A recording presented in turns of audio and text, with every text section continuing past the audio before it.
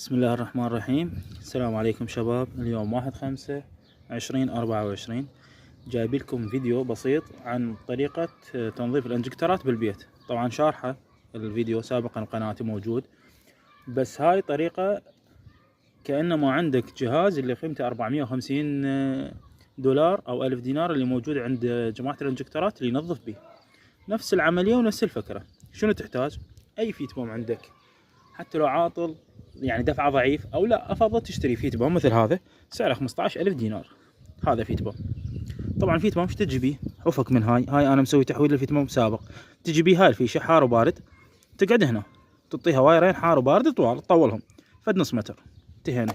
تجيب اي صونده مال بنزين مثل هاي تركبها هنا وتشد لها قفيص بالفيت بوم، انتهى. هنا فلتر لا تخليه ما يحتاج فلتر، تمام.